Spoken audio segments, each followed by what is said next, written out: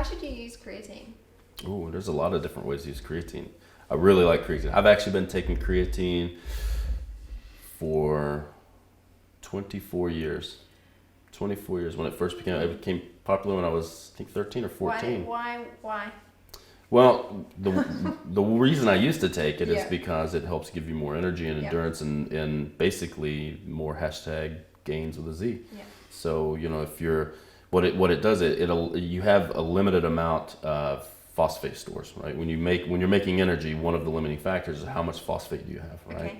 And you have creatine has a phosphate molecule added to it. So you basically, by taking creatine, you give your body the potential to make more energy, especially in the lower, like 1 to 10 second range, 1 to 6 second range, where if you increase those stores, then it's going to give you more power down low where you want it. But that's what I used to take it for, and to put on weight, because if you load with creatine, it'll put a good amount of water weight on you. Okay, which is why we don't use that with people who are in weight classes, like BJJ, like Brazilian Jiu-Jitsu, and MMA athletes, climbers, things like that. Yeah.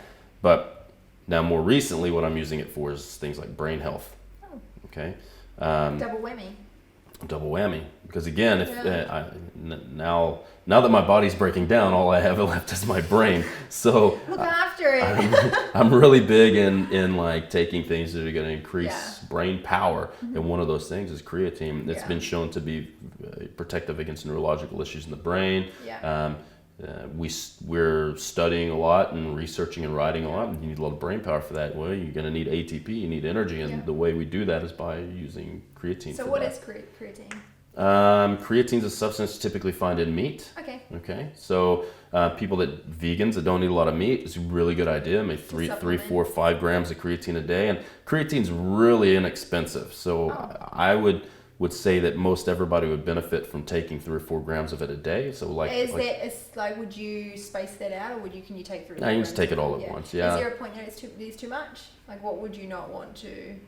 I mean, you look at people who load. I've seen a lot of data where you need to load all the time to get it into the brain. I don't know. I haven't looked at enough. Like, I've seen that you need 20, 25 grams a day to really push it into the brain. I don't know how true that is. But I would say, like a heaping teaspoon or heaping teaspoon once a day, every day would be perfectly fine for people.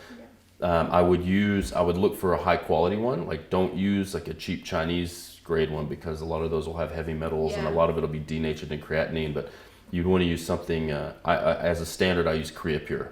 Okay, so if you look at the label, it'll say Creapure.